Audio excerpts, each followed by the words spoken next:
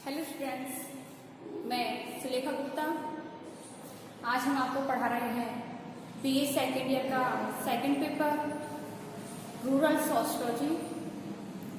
इसका आपका second part है विलेज कम्युनिटी यानी कि ग्रामीण समुदाय। हमने बच्चों कल आपको बताया था ग्रामीण की परिभाषाएं और समुदाय की भी परिभाषा बताई थी। इसके बाद हमने आपको कुछ ग्रामीण की जो विशेषताएं होती हैं, ग्रामीण समुदाय की जो विशेषताएं होती हैं वो भी, जैसे कि समुदाय का छोटा आकार, जीवन यापन प्रकृति पर निर्भर, कम जनसंख्या, प्रकृति से घनिष्ठ संबंध, सामुदायिक भावना, सादा जीवन आदि कुछ विशेषताएं बताई थी। अब हम और कुछ विशेषताएं बता रहे हैं जो कि भारतीय ग्रामीण समुदाय की विशेषताएं हैं।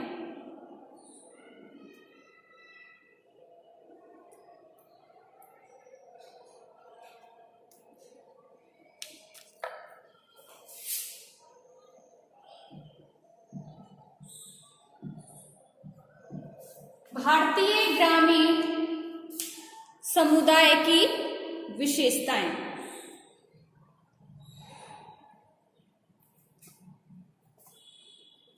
पहली है संयुक्त परिवार। तो स्टूडेंट्स, आप सभी जानते हैं कि हमारा देश गांव का देश माना जाता है और गांव में अधिकतर संयुक्त परिवार माने जाते हैं।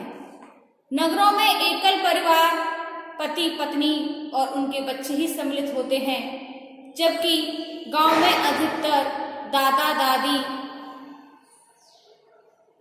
पति पत्नी, उनके बच्चे और उनके साथ कभी बुआ रहती हैं, चाचा चाची भी होते हैं, ताऊ ताई भी होते हैं, उनके बच्चे भी होते हैं। इस प्रकार के संयुक्त परिवार पाए जाते हैं।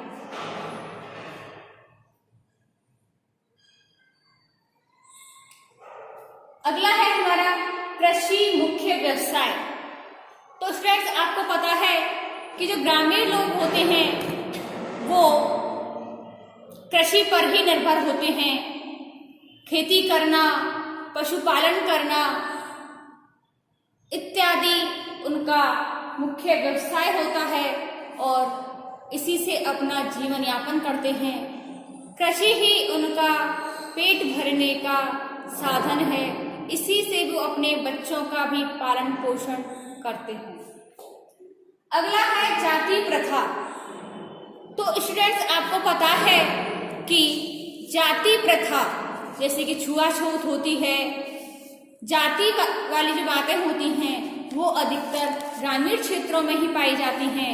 शहरों में इसका कोई महत्व नहीं होता और जाति प्रथा के अंतर्गत एक जाति के अंदर ही विवाह किए जाते हैं। जैसे कि गुर्जर जाति है, उसका विवाह गुर्जर जाति के लड़का लड़कियों में होगा। आदि जो भी समाज होते हैं, आदि जो भी जातियां होती हैं, सभी की अपनी अपनी जातियों के अंदर ही विवाह किए जाते हैं। और ग्रामीण क्षेत्र में जाति मुख्यतः मान्य होती है। जाति प्रथा के द्वारा ही हमारे जो भौगोलिक भारतीय संस्कृति है वह जाति प्रथा पर मुख्य विशेषता है। जो जाति की जो सदस्यता होती है वह जन्म से ही स्वतः ही आती है, यानी कि कोई बालक जब जन्म लेता है तो वह चाहकर अपनी मनचाही जाति में जन्म नहीं ले सकता है, क्योंकि यह तो प्रकृति की देन है और जाति की जो सदस्यता होती है वह स्वतः ही मिलती है। व्यक्ति को जाति स्वतः ही प्रदान होती है। एक जाति के सदस्य अपनी ही जाति में ही अपने लड़के व लड़कियों का विवाह कर सकते हैं और जाति एक पंचायत होती है, यानी कि पंचायत में ही उसका फैसला किया जाता है। अगला है हमारा जजमानी प्रथा। चौथा पॉइंट है हमारा जजमानी प्रथा। जिस प्रकार जाति प्रथा भारतीय ग्रामीण की एक मुख्य विशेषता है, उसी प्रकार जजमानी प्रथा में जाति व्यवसाय पर मुख्य अपना विकास डालती है। जैसे कि श्रम विभाजन जो होता है वह जाति के आधार पर ही होता है। क्षत्रिय वर्ग जो होते हैं उनका रक्षा करने का कार्य होता है। ब्राह्मण समाज जो है उनका हवन करना, यज्ञ करना, विवाह करवाना आदि कार्य होते हैं। शूद्र जो जाति होती है उनका अपना कार्य होता है। इस प्रकार जो भी जाति है उनका अपनी अपनी उनको श्रम विभाजन जातियों के अनुसार कर दिया जाता है। पांचवा है ग्राम पंचायत। तो इस वजह से आपको पता है कि गांव में हर 5वें साल सरपंच, उप सरपंच के चुनाव होते हैं। जिससे कि हमारे शहरों में होते हैं वार्ड पंच, नगर पालिका के वार्ड पंच के चुनाव होते हैं, एमएलए के चुनाव होते हैं, मुख्यमंत्री के चुनाव होते हैं। उसी प्रकार गांव में भी सरपंच के चुनाव होते हैं। प्रत्येक गांव में एक ग्राम पंचायत होती है। जैसे कि शहरों में नगर पालिका होती हैं, नगर निगम होते हैं, उसी प्रकार गांव में ग्राम पंचायत होती है और वहां का एक मुखिया होता है, उसको सरपंच कहते हैं। उसी की जिम्मेदारी होती है गांव के विकास कार्य की। जो भी गांव में सारे जितने भी विकास कार्य होते हैं उनकी सभी जिम्मेदारी गांव के सरपंच, गांव का मुखिया होता है, गांव का सरपंच, उसकी ही होती है।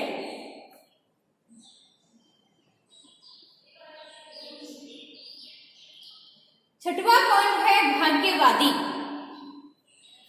गांव के जो लोग होते हैं वह उनके पास शिक्षा का अभाव होता है। वे शिक्षा का कोई महत्व कम रखते हैं, जिसके कारण वो अंधविश्वासी होते हैं। जैसे किसी को कभी बुखार हो जाता है, कोई तबीयत खराब होती है अपने बच्चों को, तो वो झाड़ फूक में अधिक विश्वास करते हैं, वो अंधविश्वासी होते हैं, बजाय डॉक्टर से उसका अच्छा इलाज करवाने के।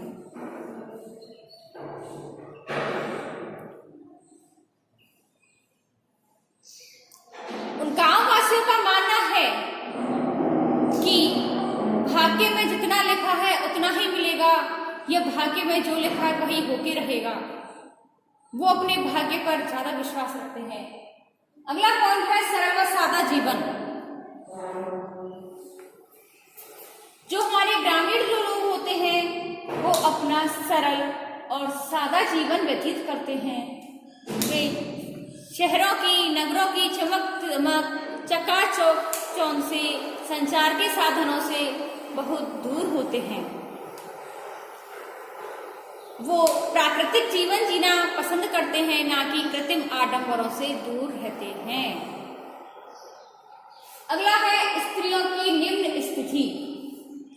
स्टूडेंट्स, आपको पता है शहरों में, नगरों में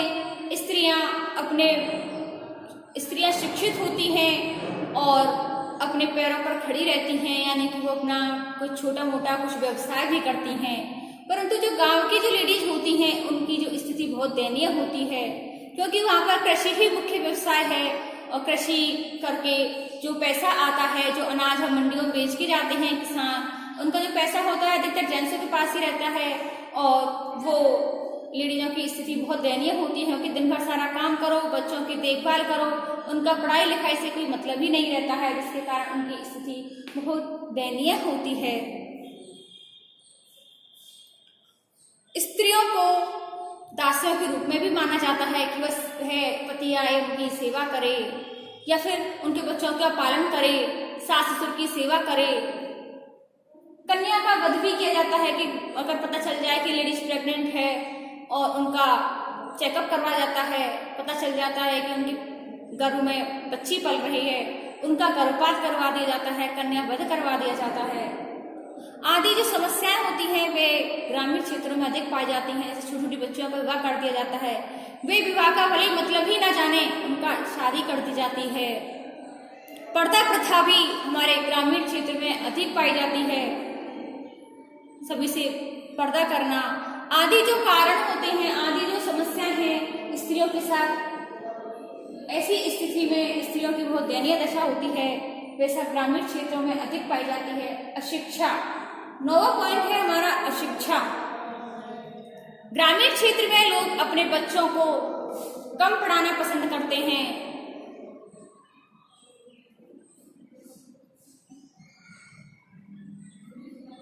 क्योंकि ग्रामीण जो लोग हैं वे कम पढ़े लिखे हैं, अशिक्षित हैं अधिकतर, जिससे कि वो शिक्षा का महत्व ही नहीं जानते, और उस शिक्षा का जब महत्व ही नहीं जानते हैं तो वे अपने बच्चों को भी कम पढ़ाते हैं या बिल्कुल पढ़ाना ही पसंद नहीं करते, जिससे कि कारण गांव में अशिक्षा होती है।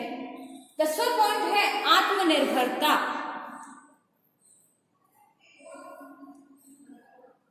जो ग्रामीण क्षेत्र है, जैसे कि हमने जन्मानी प्रथा में पढ़ा था कि जाति के अनुसार श्रम विभाजन किया जाता है, उसी से वे आत्मनिर्भर होते हैं। जैसे किसी के पास कृषि कार्य है, किसी के पास धार्मिक कार्य बट में आया है, किसी को राजनीतिक कार्य आया है, इसी प्रकार वो सभी लोग अपने अपने आत्मनिर्भर रहते हैं, कोई किसी के ऊपर निर्भर नहीं रहता है। भले ही उनके प्रत्यक्ष संबंध होते हैं, उनकी भावना होती है, सद्भावना रहती है, जिसके कारण लोग एक दूसरे के काम आते हैं, परंतु वो आत्मनिर्भर रहते हैं। अगला पॉइंट है जनमत का अधिक महत्व।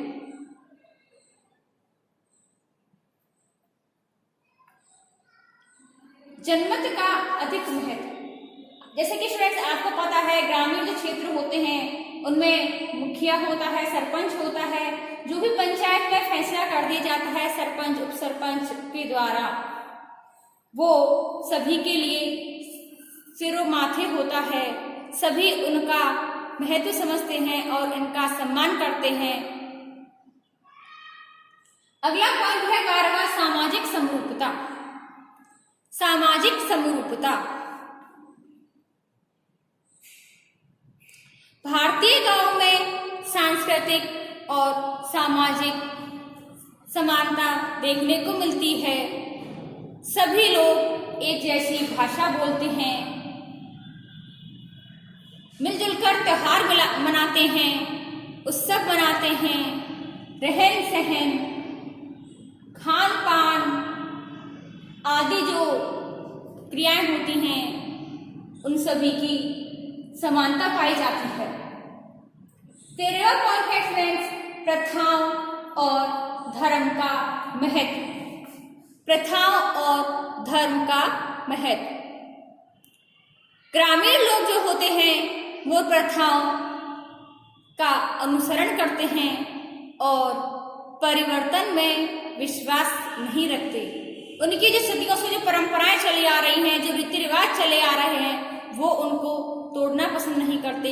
जैसी रीति रिवाज, जैसी परंपरा चली आ रही है वो उनका उसी प्रकार से अनुसरण करते हैं और कष्ट उठाकर भी जो बुरी जो उनके लिए भले ही बुरी लग रही हो, जो रीति रिवाज हैं, जैसे पर्दा प्रथा है, सती प्रथा पहले थी तो उसका निषेध हो गया है, लेकिन जो पुरानी जो प्रथाएं हैं उनको वो सहन कर रहे हैं। तो स्टूडेंट आज हमने अपना ग्रामीण जो समुदाय है उसकी जो विशेषताएं हैं वो हमने आज पढ़ी, उनकी थोड़ी सी डिटेल्स भी हमने सुनी। अब हम अपनी वीडियो को यहीं विराम देते हैं। धन्यवाद।